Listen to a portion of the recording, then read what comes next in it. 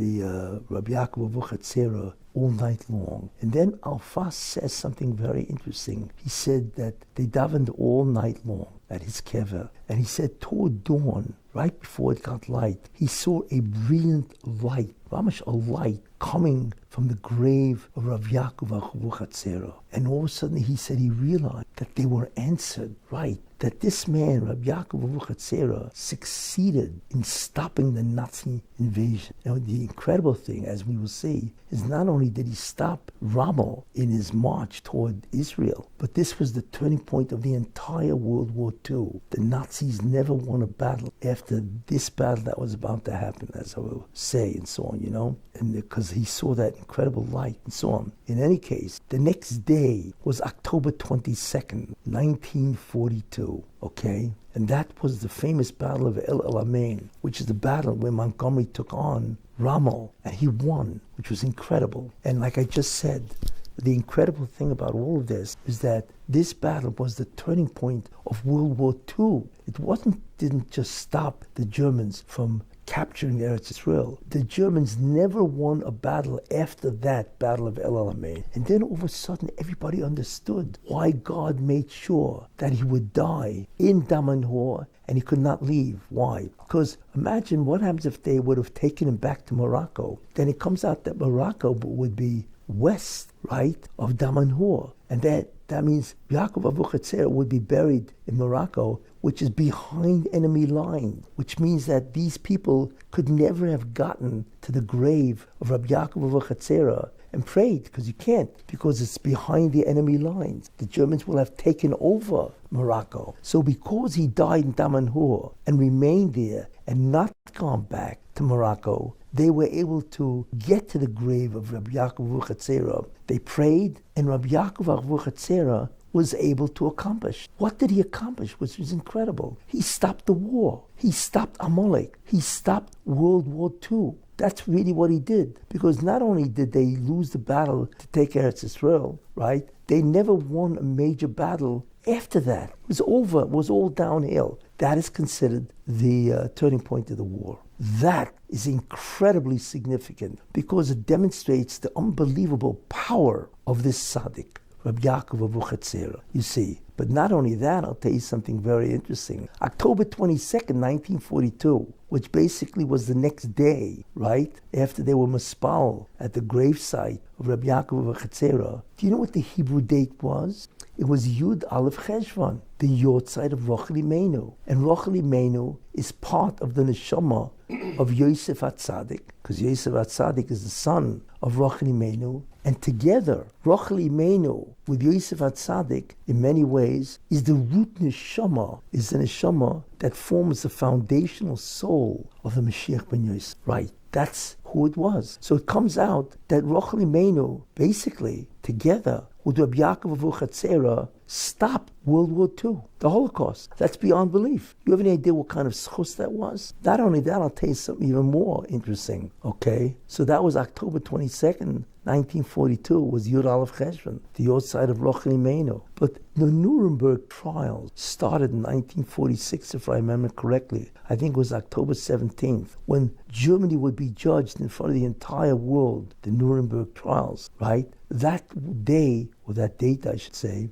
also was Yud Aleph Cheshvan, right? Yud Aleph Cheshvan, the Yortzeit of Rochel Imenu. And not only that, right? So it's not only against the Nazis, but the Berlin Wall, communism, collapsed, if you remember, in 1989. That was when the Berlin Wall collapsed, which is the beginning of the end of communism. If you recall, it collapsed, right? As a result of that, communism began to dissolve. East Germany, right, began to collapse. It was an entire ma'apecha, overthrow of communism. That's how it began. And finally, Russia collapsed also, and so on. In any case, it collapsed, if I remember correctly, on Wednesday, November 9th, 1989. That's when communism, the Berlin Wall, began its collapse. What Hebrew date was that? Yud Aleph Cheshvan. There we go again. The Yortzeit of Rochel Imenu. What do we see? Because the Rochel Imenu, her power is to destroy the enemies of the Jews. Right. In fact, because she died, and when she died, Yud Aleph Cheshvan, we know the story, the Medrash, that the Jews, when they were being exiled by Nebuchadnezzar, they passed by, because she died on the way to Beis Lechem, they passed by Moras HaMachpelah, the cave of Machpelah, and they passed by and they prayed at her grave. And we know the whole Medrash without going into it, that Rochel Imenu, her merit, is what allowed the Jews to return after 70 years. Again, there's a tremendous power that Rochel Imenu has against the enemies of Israel. Enemies of Israel means who? The Nazis, right? Not only that, the communists. And as we will see, another enemy of Israel, which is so remarkable. You see, in any case, this is what happened so far. Now, this is the story so far in 1942, 1946, 1989, and so on, right? Now, for whatever reason, I was reading about these stories which I just said, okay? Stories which I just said, and that is the story of Rabbi Yaakov Avuchatzera. And then I realized something while I was reading about this story. What did I realize? I will tell you, I realized, wait a minute, what Rabbi Yaakov Avuchatzera did, together with Rochel Imenu, basically, Rabbi Yaakov Avuchatzera wasn't an ordinary person. The only person who has the power to stop Amalek, World War II, the whole Holocaust, to reverse it and begin its downfall, is only if there was somebody that had the power of Mashiach ben Yosef. Because the main idea of Mashiach ben Yosef is to battle with the enemies of the Jews. In fact, that's what it says. V'ho Beis Yaakov le'esh, and Yaakov will be as a fire, right? Beis Yosef lahova, the house of Joseph will be the flame, and therefore Beis Esav, the kash, the house of Esav, will be as straw. Yosef has the power to battle Esav and Amalek, you see. So the only way I realize that Rabbi Yaakov Avuchatzera, while I'm reading this, could possibly have that power to stop the Holocaust, right, is if he is himself a shurish of Mashiach ben Yosef. I realize that's his koyach, or else he could never have done that. And that's why he appeared to Alphas, come and be mispal. And he was able to do it. You see, he saved Eretz Israel and he destroyed the Nazis. And then my story begins, my involvement in this, which is fascinating. And I will tell you what happened as a result. After I read this, or I should say while I'm reading this story, there entered in me an unbelievable obsession. What was the obsession? I had to go to Daman-Hur to pray at his kever, right? All of a sudden, I just had this unbelievable obsession, and I could not get rid of it. It would not go away, and it bothered me incessantly. I had to go to Egypt. And this, by the way, when did I read this story? In December of 1994, I had to go to Daman-Hur to pray at the kever of Rabbi Yaakov Avuchatzera, to go alone, which is incredible. But it was an obsession. It's like you're on drugs and you can't stop it. You have no free will. You realize that. You see? Why did I want to go to Rabbi Yaakov Avuchatzera? Because they were given away, if you recall, Yitzchak Rabin was giving away land to the Arabs, Arafat, and they were calling it sacrifices for peace. He was killing Jews, Arafat, right? And his whole PLO. They were killing Jews left and right. Nobody cared. Well, I should say nobody did anything about it, so on, without getting into the terrible rishus of what these people did, the Rabin and the Zionists and so on, They were willing to give away territory of the Jews, right? Even though what would it gain them and so on, And Jews were being killed by Rabin and so on. I'm not even going into the evil of Rabin, of what he did. He was the one, there was a ship called the Altalena, That was one of the ships, that was a ship of the Exodus and so on, And they were trying to break the British blockade and get the Jews into Eretz Israel, you see. And he ordered the Haganah at those days, to shoot down and kill Jews while they were in the water he sunk the Altalena, and they were trying to get into Israel. And he actually killed Jews. He had the army, or whatever they had in those days, the Haganah, to kill the Jews, whatever year that was, 48 or whatever, and so 46, whatever, and so on, I'm not even going into the sins of Rabin. What he did was terrible. He actually had Jews killed, without getting into the whole politics and so on. But in any case, the main idea, I had this tremendous obsession that I could not remove at all and so on. Because what I wanted to do is, so what they were doing is they were giving away land and Jews were dying. So I had the idea, this is obviously what caused the obsession, although the obsession itself was completely abnormal. I never experienced anything like it, So I had this obsession. Why? Because I felt that if he was able to stop the Holocaust, Yaakov Avuchatzera, then maybe if I go to Daman-Hur and actually pray at his gravesite, you see, to stop Rabin. Not that he should be killed, I never thought about that, but maybe the schus of Rabbi Yaakov Avuchatzera could stop the Erev Rav, right, from having Jews killed and giving away the land of Eretz Israel, right, to the Arabs and so on. In any case, I was dealing with a tremendous obsession to go to Daman-Hur, and here I live in Brooklyn, Flatbush. What am I doing going to, in 1995, what am I doing going to Egypt? Daman-Hur. Now, Daman-Hur is not a regular Arab city. It's smack in the middle of Egypt. It's all Arabs. It's like going to Ramallah. Not only that, but I was going to go to Daman-Hur, which is the equivalent of Ramallah, right? I was going to go to Daman-Hur, right? Like I said, which was the equivalent of Ramallah. It was during Ramadan, which is even worse, And here I look all Jewish. What am I doing in an Arab city like Ramallah? It's in the middle of Ramadan. And to even worse, the Muslim Brotherhood was killing tourists in those days. There was a rebellion going on, and they were actually killing tourists in Egypt. So you had all that going on, and here I'm contemplating going to Daman-Hur to pray at the gravesite of Rabbi Yaakov Avuchatzera. And I realized it was a suicide trip, and I realized that. But I could not stop it. It's like I had no free will at all. So I didn't know what to do. I mean, it was frightening to be compelled to go, to try to be mispalled that he should stop the Erev Rav from having Jews killed, right? From having Jews killed, and not only that, from giving away land of Eretz Israel. And I was actually tremendously frightened. So I didn't know what to do. So what I did is I figured I had to in some way allay the anxiety, because that's what I was filled with, tremendous anxiety. And this never happened before. So what I did is I thought about it and so on, and I decided I'm going to call the Egyptian Tourist Bureau. Every country has a tourist bureau, many of them in Manhattan, where you can get information, travel information.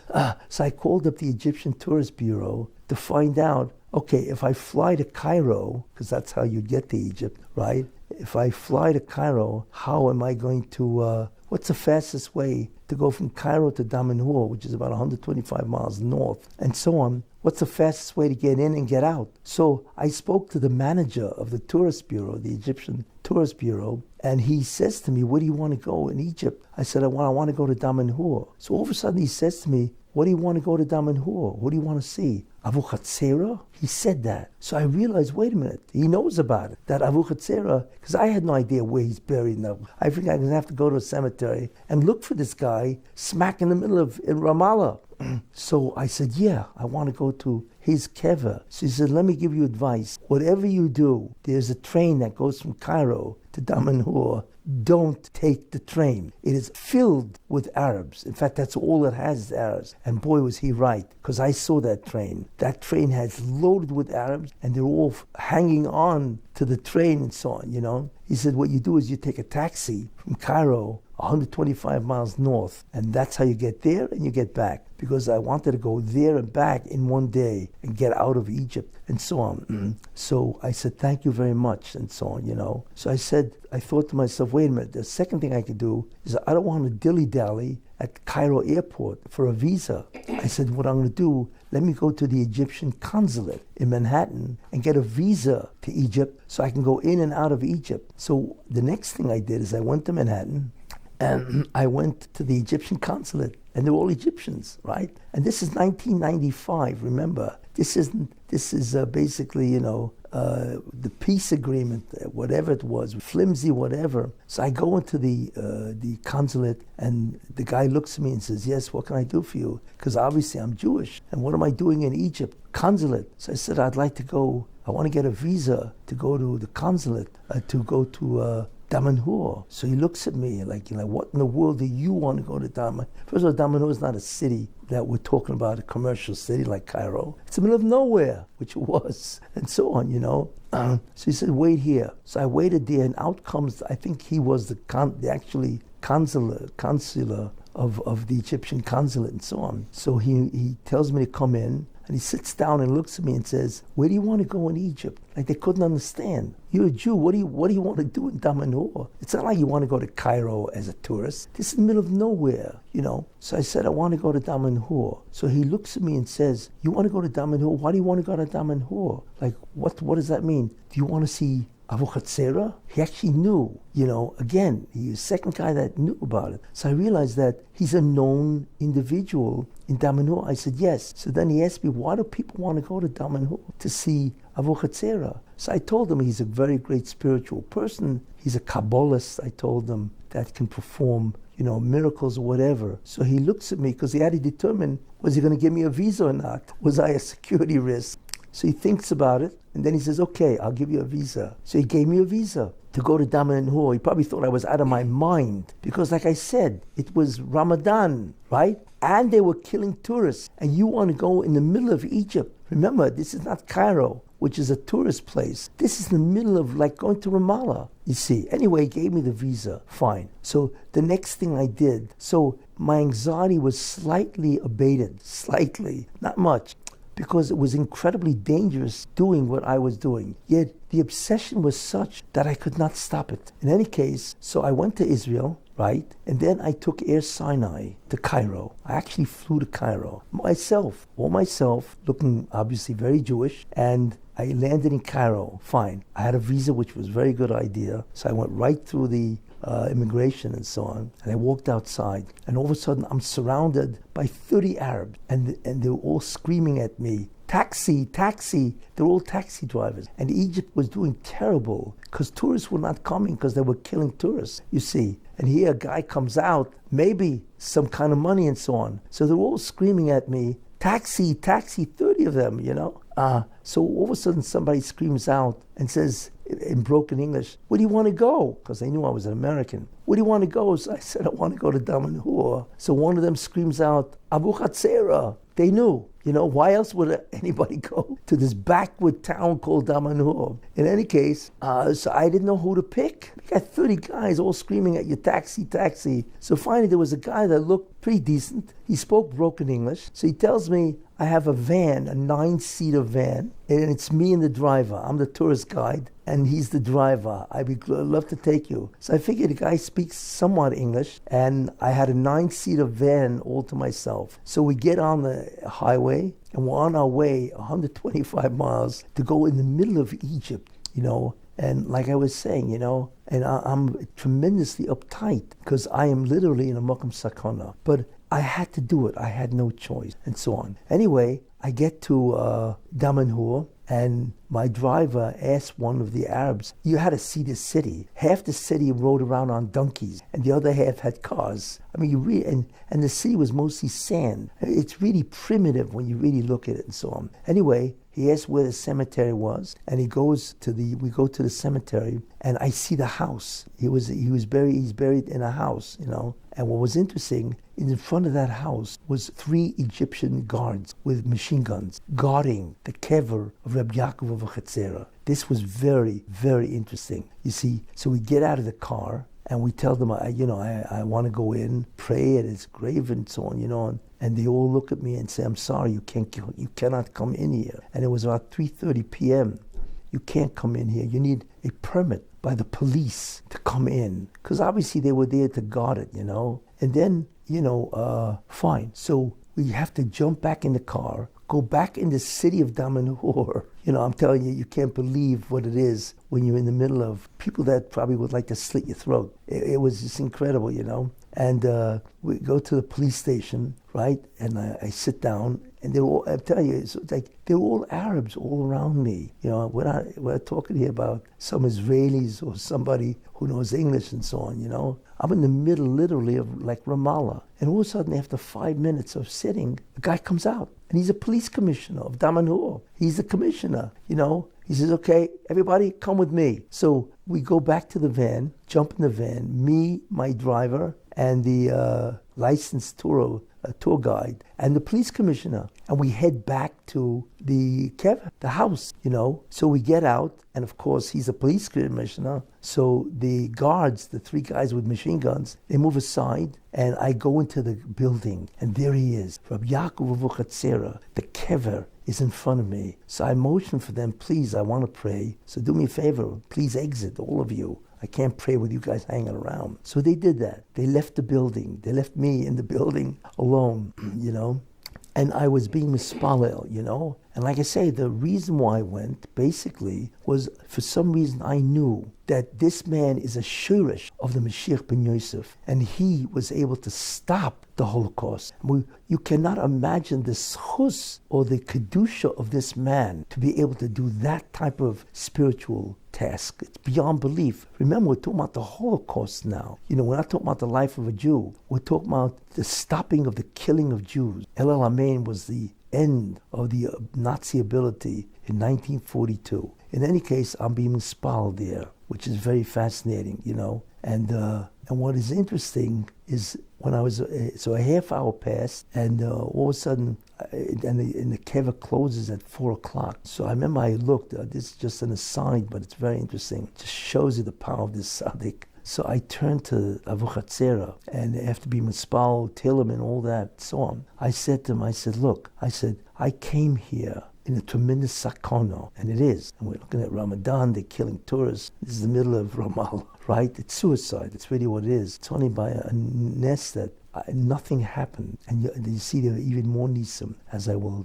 say, and so on, I said, do me a favor, and that's chus. I don't even know why I thought about it, but I had this afterthought. I said, I've been looking to buy an apartment in Eretz Israel for 25 years, and nothing has ever happened. Anytime there's a possibility, it falls through. I said, please, in the merit of what I did, to come to be mispal, not on my behalf, but on the behalf of Klal Yisrael, get me an apartment. That's what I said to Rabbi Yaakov Avuchatzera, almost like an afterthought, because I certainly I didn't have that b'kavanah. Anyway, so all of a sudden they all entered, because it was 4 o'clock. And they closed the place at 4 o'clock, And what was funny, they were all, the 3 guys with the machine guns, the police commissioner, they're just standing there, not saying anything. So I was asking myself, what in the world are they doing? And then I realized they want bribes. They want bakshish, And I realized that's why the police commissioner came, because he wants American dollars and so on, So when I realized that, I take out, I remember, I think it was 75 Egyptian pounds, which I think is about 2 weeks' salary, which is a lot of money. It was 75 Egyptian pounds. I think it was like $10, something like that, So I take the money out of my pocket and I give it to the police commissioner. And he looks at me and says, no, I don't want this. Because he couldn't take it in front of those guys. It's an open bribe, So I understood, and I took the money and I gave it to one of the guys with the machine guns, with the commissioner looking on. So he saw that I was giving it to this guy. I said, okay, you guys, you know what to do. After I left. In any case, I walked outside, and then I realized something. I had a what's called an epiphany. In front of me, in front of the house, the whole place was filled with mud. The whole place was filled with mud, and then part of the Nile tributary ran through Damanhur. And it was all mud. So I said to myself, what in the world is Avuchatzera lying in his klipa, this tumah, this mokum tumah, this tzaddik lying in this? And then I said, of course, this is Yosef in Mitzrayim. What is Yosef HaTzaddik doing in the Nile River? Because that's where he was, And the answer is because the Satan has permission to take from the kedusha of a tzaddik, depending on the sins of the Jewish people. That's part of the dinam, the judgments that we unfortunately have to give up when we sin, that he can actually take from the kedusha, the holiness, right, of these people, and so on, And I realized, it even furthered my understanding. Yaakov Avuchatzera, who I now understand fully, that he represents Klal Yisrael, that has to be in the klipa, right? And which aspect of Klal Yisrael? Which aspect of the klipa? Egypt, the old-fashioned Egypt. Why? Because he is a shirish, a root soul of the Mashiach ben Yosef. Just like Yosef had to lie in the Nile, Yaakov Avuchatzera literally lies in the Nile. Literally. And I'm looking at the Nile. a tributary of the Nile River. Same concept, you see? So that even more further reinforced the concept that what I did was correct. In any case, and then we jumped back into the van, and I was very nervous because when the police commissioner jumped into the van coming to Abu Khatsera, he took all our passports. I had to give my passport, the driver had to give a passport, and the tour guide. I said, imagine, and I had no passport. How do you get out of Egypt? You don't. But fortunately, on the way back to the police station, right, it gave me back my passport and so on. So it was incredible, And then we're on our way home. It's a 3-hour drive to go from Damanhur, right, back to Cairo and so on. But in any case, we're on our way back to Cairo. And then my licensed tour guide turns around to me and says, and this is where I realized the hashgacha, tremendous hashgacha of what the Mashiach did for me and so on, He looks at me and says, you're a very lucky man. I said, really? Why? I mean, I'm lucky to be alive. You go into a den of lions and you walk out having done what you were supposed to do. And like I say, we're looking at a tremendous sakana. We used to go into Ramallah during Ramadan and they're all killing tourists. Anyway, so I asked him why. He says, I want to tell you something. Really, we arrived at 3:30 and you couldn't go in there. None of us could really go in there unless we have permission from the police. The problem is that it takes time for the police to give you a permit. It takes at least an hour. So that means he would have given us the permission at 4:30, but the place closes at 4 o'clock. So they would have locked up the place. And in order for me to come to this place, I would have to go to Alexandria, which is about 40 miles north, sleep over, and then come back the next day, which was Friday, right? And I would have missed my plane, and I'm not going to spend an overnight in 1995 in Egypt and so on, you see? And so you would never have gotten in. I would have to be mispal outside the building, which is terrible. You're not looking at the kever, you're outside some building. So I asked him, wait a minute, so then how did I get the permit? Because I got it in 5 minutes, not an hour. You see? So he says, I'll tell you something. I don't really know. I do know this, right? Is that for some reason we arrived at 3:30. He said at 2 o'clock, he said apparently there was a group of people, he has no idea who they were, that they came to Abu Khatsera. Now, it didn't make any sense. Who would they be? Because it wasn't his yortzeit. So who? There's no Jews in Egypt and Damanhur. And so I have no idea. But what the police commissioner did is he took their permit and he gave it to me. So that's why it was ready in 5 minutes. So I said, that was incredible. I'm talking about mazel, and that's why I was able to get in, So I said, if that's the case, then I began questioning or thinking about that ness. I said, well, why didn't the Russian allow me to come earlier? Right? And I would get into the place when they were there. So I said, because the Russian wanted to be mispala alone. So I would have kavana and not be bothered by the tefillah of 5-10 guys, whatever. So that's what the guy said. I realized, what a mazel. This is Damanhur in the middle of nowhere. It's not his yortzeit. And there are no Jews in Damanhur. Like, who are they that they would have come here? And then he tells me a second thing, which is even more fascinating.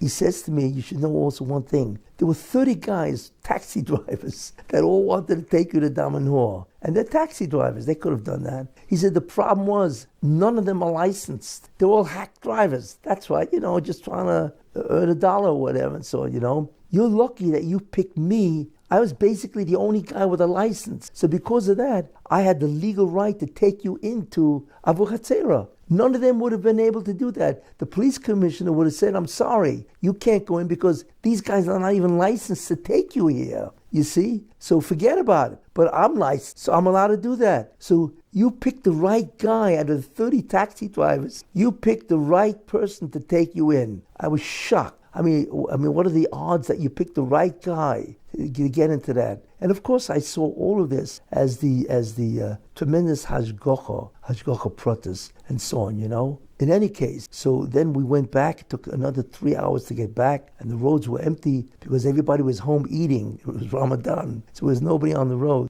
and so on, But I had a chaperone, I have to be honest. I had a chaperone, and I realized I had called before that there's a sound and light show, right, in what do you call it, in Giza, the pyramids, in English, that night at 7 o'clock. So I realized that we had time because my flight was only at 1 o'clock in the morning, a.m. So I told these guys, say, do me a favor, don't take me back to Cairo because I still have about 5-6 hours to go to get the plane, El Al, back to Tel Aviv. I said, take me to Giza, the pyramids, right? Because I wanted to see the sound and light show, which he did. He was a little nervous because he didn't know if I would pay him. I said, don't worry, I will pay you. And I paid him very nicely for what he did and so on, Anyway, I was able to see the sound and light show and so on. And I had certain Hashkafa revelations watching the sound and light show in Hashkafa. But the main idea is we went back and the anxiety left. And to this day, I've never experienced an iota of that obsession ever again. It's 30 years since that happened, so on and so forth, And this was my personal autobiographical, material of me and Yaakov Avuchatzera. Now you can ask, well, what were the repercussions? I'll tell you something interesting. 7 or 8 months later, right, Rabin was assassinated. Now, not that I wanted him to die. It's not in any way. That was not my intent and so on. I just wanted his schus to stop Rabin and the Erev Rav from destroying Eretz Yisrael, from giving back the land of Israel. I wanted him to stop, So it was amazing and I was shocked.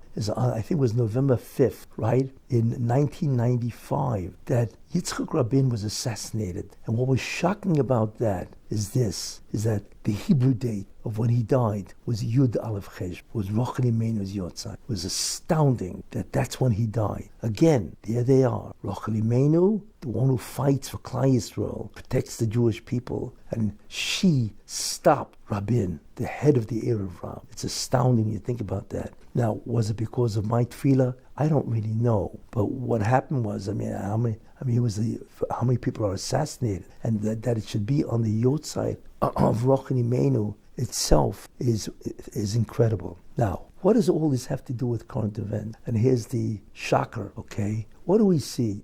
What motivated me, I never had anything like that, even remotely so, this obsession, and I could not stop it. It was abnormal, completely. You have to remember, I'm a psychotherapist, so I'm familiar with obsessions and so on, It entered me, and it left only after I left Egypt, never to come back again, that I had to go and be mispal at the kever. What is so fascinating is because I realized that Rabbi Yaakov Avuchatzera has to be, like I said, a shirish of Mashiach ben Yosef. He's the one who stopped, and that's why he died on the 20th day of Teves. Why? In order for the Jews to have access to his kever, and Alfas saw the light coming out, and he stopped single-handedly with Rochel Imeinu and so on to stop the Holocaust. And we have no idea what power does it take to stop the Holocaust. When you think about the gzeira of the Holocaust, how in the world did he stop it? Because we have no idea really of who he was. But I realized that, and that's the origins, clearly, of my obsession. So we see, therefore, that we have two powerful forces to stop the enemies of the Jews. The enemy that he stopped was Amalek,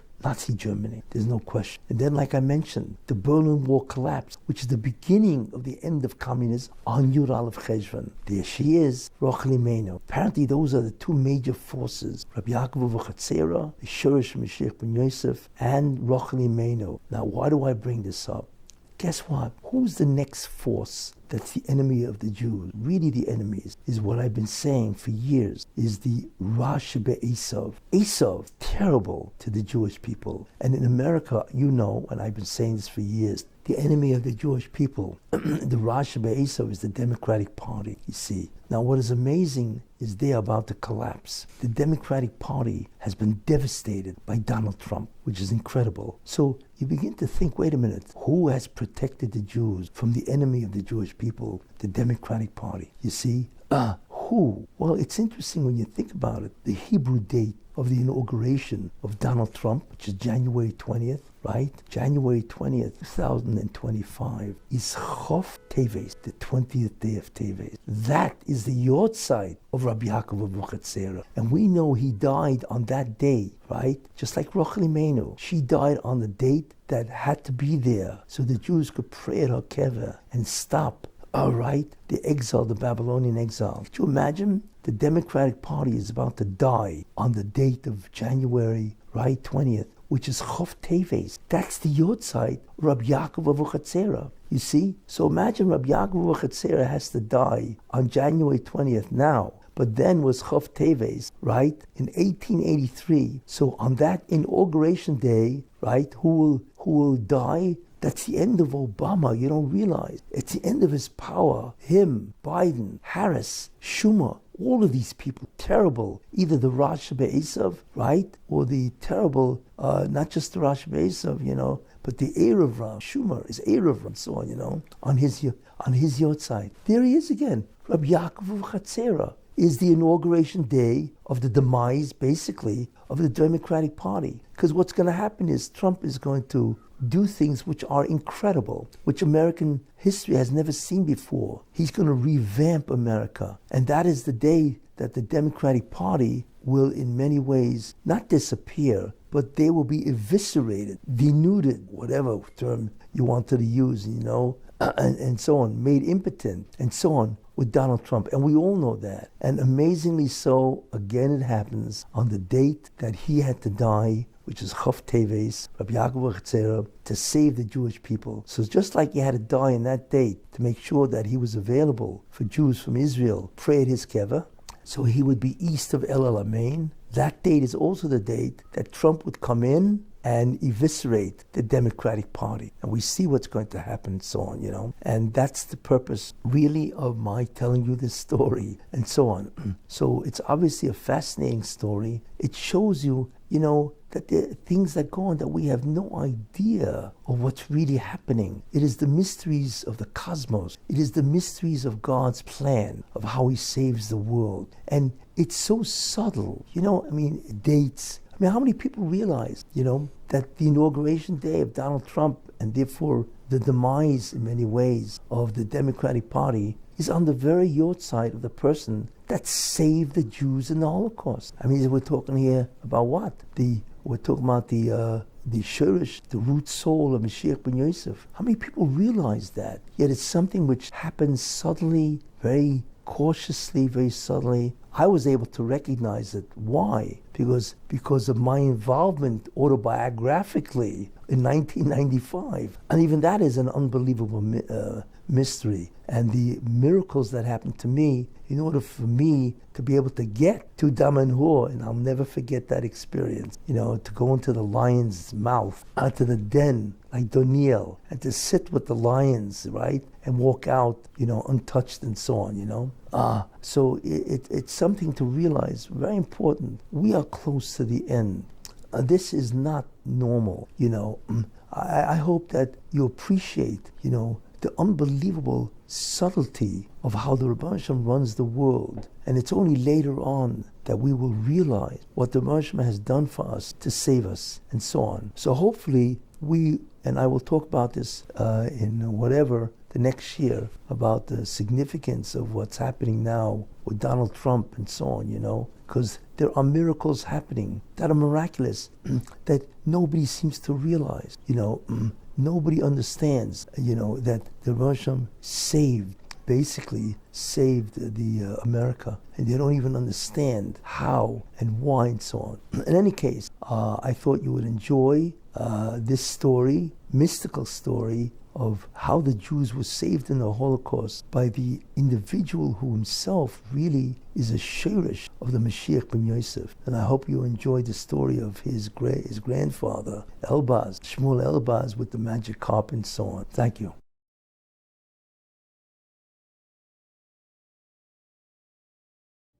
If you're interested in this video, please hit the like button and subscribe. And don't forget to hit the notification button. And please share this video. That option is always on.